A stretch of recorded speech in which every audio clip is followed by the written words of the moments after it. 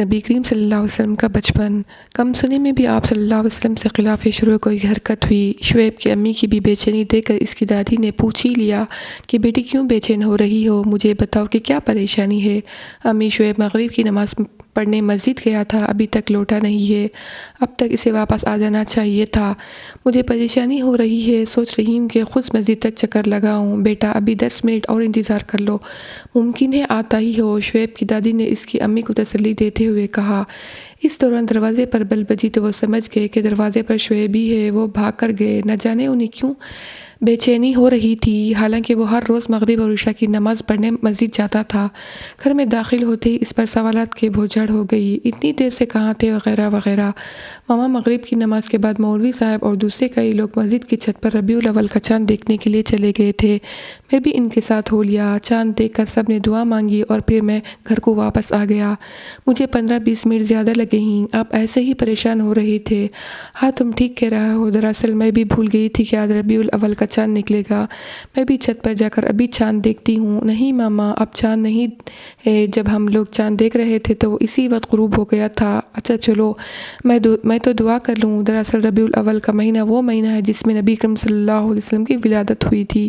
اسی دوران ان کی دادی نے بھی ان کے پاس پہنچ گئے، وہ ان کی ساری گفتگو سن چکی تھی۔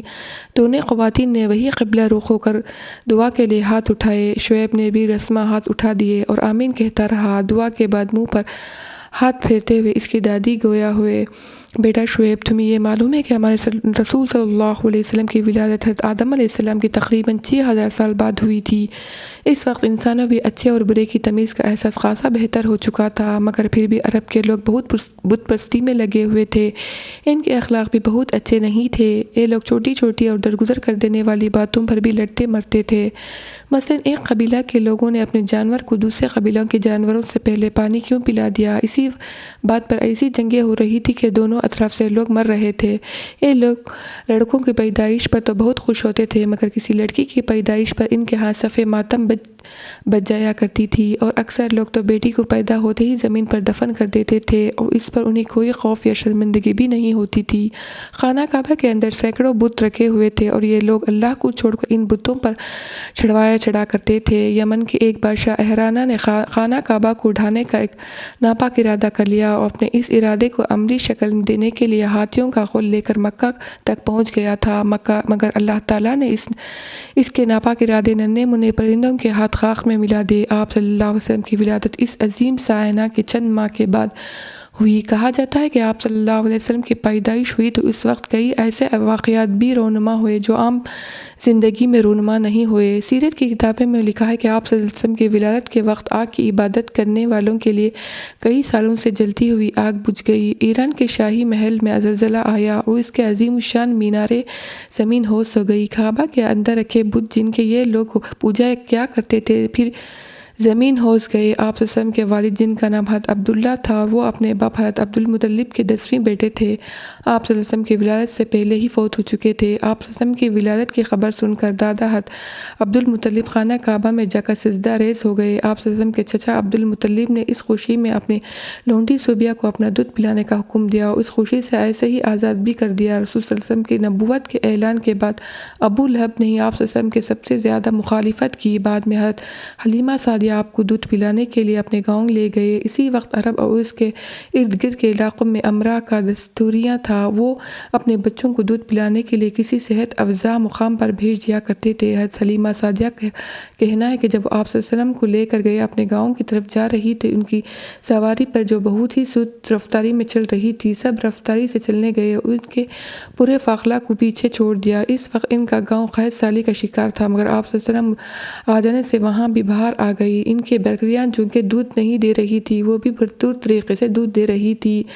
آپ صلی اللہ علیہ وسلم حضرت آمینہ رضی اللہ عنہ ان انعام و اکرام نوازا۔ آپ صلی اللہ علیہ وسلم کی عمر ابھی 6 سال ہوئی تو آپ صلی اللہ حضرت آمینہ رضی اللہ عنہ گئے، عبدالمطلب پھر آ گئے، وہ بھی 2 برس وفات پا گئے۔ تو جوانی میں ایسے ہی شاندار پورے عرب میں اس کی مثال نہیں ملتی۔ آپ صلی اللہ علیہ وسلم کے اچھے اخلاق و کردار کی ہر شخص ضمانت دیتا تھا، اس لیے آپ صلی اللہ علیہ وسلم کو صادق امین کہا گیا۔ دادی جان نے اسی وقت جبکہ ہر طرف لوگ شرک یعنی بتوں کی عبادت کیا کرتے تھے تو ہمارے رسول صلی اللہ علیہ وسلم اپنے علم کا اظہار کرتے تھے۔ تم بالکل ٹھیک کہا، اجتناب اجتناب کرتے تھے۔ ایک مرتبہ جب کہ آپ صلی اللہ علیہ وسلم بہت کم سن تھے، آپ صلی اللہ علیہ وسلم کے قبیلہ کے لوگ ایک دیوی کی استحسان کی تنقید کی، کوئی کام بھی نہیں کیا۔ رضاعت کے دور میں آپ صلی اللہ علیہ وسلم نے اپنے ضعیف بہن بھائیوں کے ساتھ جب آپ صلی اللہ علیہ وسلم اپنے دادا کے گھر آ گئے تو آپ کی عمر کے بعد تو بسم اللہ کہہ کر شروع کرتے تھے اور کھانا کھاتے تھے۔ الحمدللہ کہتے آپ صلی اللہ علیہ وسلم بچپن ہی سے بہت قناعت پسند تھے۔ آپ صلی اللہ علیہ وسلم حضرت ابو طالب رضی اللہ عنہ کے گھر شریک طعام ہوتے تھے تو سب کی پیٹ بھر جاتے تھے۔